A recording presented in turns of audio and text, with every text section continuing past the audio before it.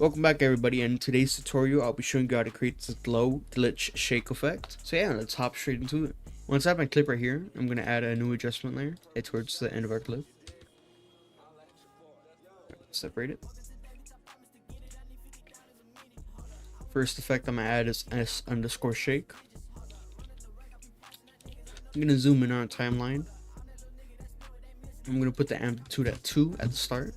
Click on our time watch and press E then U on our keyboard to open up our timeline to see our keyframes.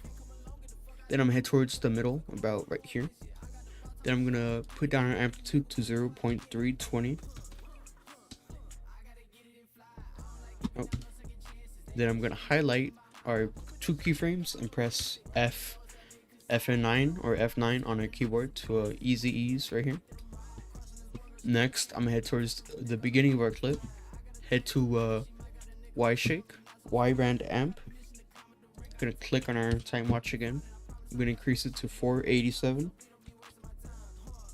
Then I'm gonna follow the same keyframes. Then I'm gonna bring it down. You know what? Actually, I'm just gonna right click and then click set. Highlight both keyframes right here. Easy ease them. Then I'm gonna click on motion blur. And for our next effect, it's gonna be S_distort RGB. So drag it in right there. I'm gonna head towards the beginning. I'm gonna put our amount to 4.020. Click on E then U on our keyboard. Oh, hold on. Then I click on my time watch and then press E and then U on our keyboard to open up our keyframes.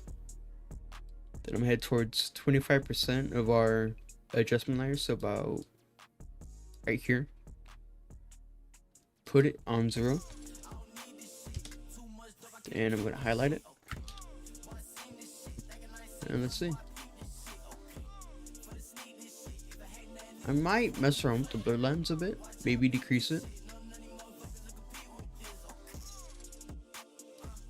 Let me actually push it about right here. I'm going to increase our blur lens a bit.